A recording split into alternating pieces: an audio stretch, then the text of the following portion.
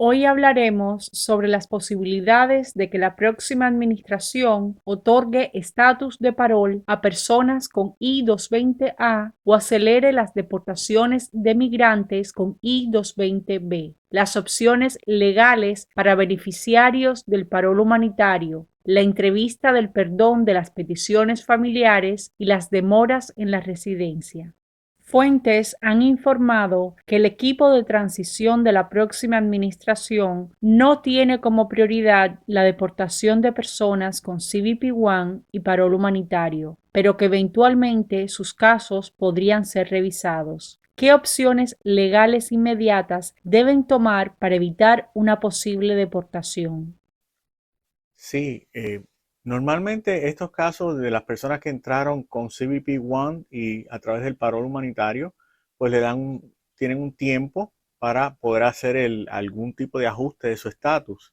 Entonces, lo más recomendable es que esas personas no esperen hasta el último momento, sino que busquen otras alternativas por la cual puedan legalizar su estatus permanentemente en el país. Como por ejemplo, si la persona es de nacionalidad cubana, pues tiene varias alternativas. Pues, entre ellas, si tiene su parol, pues puede solicitar bajo la ley de ajuste cubano, al estar residiendo en el país durante por lo menos un año, puede solicitar su residencia. Eso es una manera de legalizar su estatus. También tienes las opciones de, si califica, pues solicitar un asilo, solicitar una petición familiar, una I-130, y también hay otras alternativas como lo es la ley VAWA, que es una ley que protege a personas que hayan sufrido crueldad o hayan sufrido de violencia doméstica. O sea que hay varias alternativas. También está, por ejemplo, el caso de los venezolanos. Si ellos entraron en o antes de julio 31 del 2023, tienen la opción de solicitar TPS. También tienen la opción de solicitar, si tienen algún familiar, pueden hacer una petición familiar, o inclusive tienen las otras alternativas, que es el VAWA, que ya anteriormente explicamos, y también existe la visa T y la visa U, que en el caso de la visa T, personas que han sufrido de tráfico humano, y en la visa U, personas que hayan sufrido algún tipo de crimen. Entonces, tenemos las otras nacionalidades, como por ejemplo nicaragüenses, pues tienen la opción, si califican y tienen esa alternativa, pues solicitar un asilo. También la opción de las peticiones familiares y el VAWA, y también si han sufrido de algún tipo de violencia o han sido víctimas de tráfico humano. En el último caso de los haitianos, también tienen la opción del TPS si entraron en o antes de junio 4 del 2024. Esa opción está disponible, y también tendrían otras posibilidades como peticiones familiares, si en el caso de asilo, pueden explorar esas distintas alternativas, igual que la visa T y la visa U. Es recomendable que traten de hacer eso lo antes posible porque, como se está hablando en los medios, pues va a haber un cambio de administración, y los casos de personas, aunque hayan entrado legalmente, inicialmente no necesariamente va a ser una prioridad, pero más adelante, si dejan expirar ese estatus, pues sí podrían estar en peligro de que pues, sean puestos en un proceso de deportación o remoción. Las personas que tengan I-220A pudieran bajo la nueva administración ser favorecidas con un programa para que se les otorgue parol o se les reconozca el I-220A como parol, como fue propuesto por representantes republicanos del sur de la Florida.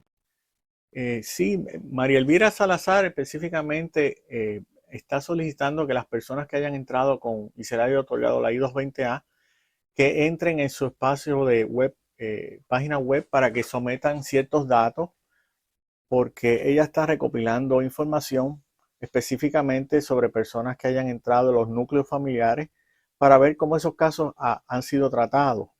Tenemos muchos ejemplos en cuanto a clientes nuestros en que entran en familia y, por ejemplo, el padre pues le dan una I-220A, y a la esposa y a los niños le dan un parol. Entonces no ha habido consistencia en ese sentido. María Elvira pues estaba hablando de la posibilidad de ver qué alternativas hay en el Congreso para tratar de ver si ya sea que se aprueba algún tipo de legislación o algún tipo de reglamento por el cual puedan considerar la I-220A para las personas puedan legalizar su estatus en el país. ¿Es posible que aumente la deportación de casos de I-220B? ¿Qué pasos inmediatos deben dar estas personas para intentar evitar la deportación? Bueno, si tienen una I-220B, lo más aconsejable es que las personas traten de verse con su abogado lo antes posible para ver qué alternativas pueden explorar para tratar de legalizar su estatus o tratar de ver si hay algún remedio que puedan tener. Por ejemplo, tratar de hacer una reapertura de su caso, tratar de ver si se puede hacer una petición familiar. Y en los casos en que no haya ninguna otra alternativa, si ven que ya lo único que les resta es que ejerzan esa orden de deportación, pues pueden solicitar lo que se llama una paralización de la deportación. Que en este caso sería, por ejemplo, se radica un paquete, una I-246, que es la forma que se usa, y entonces se le pide a ICE que evalúe el caso para que detengan o paralicen la deportación o la remoción de la persona por un espacio de tiempo. Esas son las distintas alternativas. Pero sí se dice que traten de hacerlo lo antes posible para que no esperen al último momento en que ya no hay muchas cosas que se puedan hacer y hay posibilidades que lo puedan deportar o sea removido la persona. Para las personas que han aplicado a peticiones familiares y sienten temor de una negación durante la entrevista del perdón I-601A, les pudiera beneficiar recibir sus récords de migración a través de la Ley de la Libertad de la Información antes de la entrevista. ¿Para qué sirve esta ley? Sí, siempre es recomendable que se pida el expediente de las personas. La ley que estamos hablando en inglés, las siglas son FOIA, Freedom of Information Act. Es una ley que le permite a las personas obtener copia de documentos que tenga el gobierno federal en su caso o en el caso de otra persona, siempre y cuando autoricen que se obtengan esos documentos. Es aconsejable porque hay veces que en el expediente de la persona puede haber información ya que sea que le beneficie en la entrevista o puede haber información que sea nefasta o puede afectarle en su caso cuando vaya a la entrevista consular. Hemos visto casos, por darle un ejemplo, de personas que entraron por la frontera y entonces entraron con sus hijos. Y muchas veces cuando las personas regresan o van al consulado para la entrevista del perdón I-601A, pues le hacen preguntas sobre eso y puede complicarse el proceso del perdón. Preguntas de la audiencia. Soy peruana con I-220A y petición familiar sometida por mi esposo ciudadano. Tuve corte el 29 de octubre y me la cambiaron a Carolina del Norte, ya que me mudé. Aún no figura cuándo será mi próxima corte. ¿Usted cree que yo podría cerrar mi corte? Bueno, está la posibilidad, si hay una petición de su esposo ciudadano americano pidiéndola, siempre existe la posibilidad de solicitar el cierre en la corte. Eso depende del juez, depende del área donde esté su caso. Me está diciendo que es en Carolina del Norte. Depende cómo los fiscales también quieran manejar esos casos, porque hay diferentes vías de tratar de hacer el cierre. Está el cierre administrativo, que es directamente con el juez, que él puede considerar si tiene una petición pendiente de un familiar, en este caso una petición inmediata, pues el juez tiene la potestad de cerrar el caso administrativamente o también tiene la potestad de cerrarlo definitivamente. Y también está la alternativa de solicitarle a los fiscales el hecho de que usted tiene lazos familiares fuertes y tiene esa petición pendiente, solicitarle que ellos en su discreción soliciten al juez que desestime los cargos y eso sería un cierre definitivo también. Yo apliqué desde junio a la residencia. No tuve corte ni apliqué al asilo y me llegó el permiso de trabajo. ¿Usted cree que me puede llegar la residencia? Solo me pidieron evidencia de la certificación de nacimiento. Bueno, en los casos de I-220A, si la persona no tiene parol, depende si tiene la corte, me dice que no tiene fecha de corte. Bueno, puede ser que UCIS considere su caso para ver si le otorgan una residencia. Pero normalmente si la persona tiene un proceso en corte, UCIS lo que hace es que le cierre el caso administrativamente diciendo que ellos no tienen jurisdicción y la jurisdicción es con la corte. Tengo I-220A y apliqué a la residencia hace casi 3 años, pero UCIS aún no me ha dado una respuesta. No tengo todavía fecha de corte. Hice una solicitud de parol a ICE hace 10 meses y tampoco contestan. ¿Qué puedo hacer? Bueno, si han pasado ya 3 años, pues lo recomendable es que la persona llame a UCI a ver qué está pasando con el caso de la residencia, que no vaya a ser que le hayan mandado a solicitar algún tipo de información o que haya algo más que esté mal en el caso o hayan rechazado la solicitud. Así que sí es aconsejable que se comunique con UCIS. En cuanto al parol, bueno, si han pasado 10 meses, muchas veces ICE o Inmigración se tarda en lo que revisan los casos de parol, pero también tiene la posibilidad de volver a solicitar el parol si es que no le han contestado.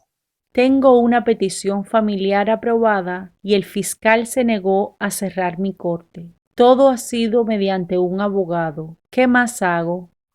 Ok, necesitaría un poquito más de información para poder contestar la pregunta correctamente, porque me está diciendo que tiene una petición familiar, pero no sé qué categoría es.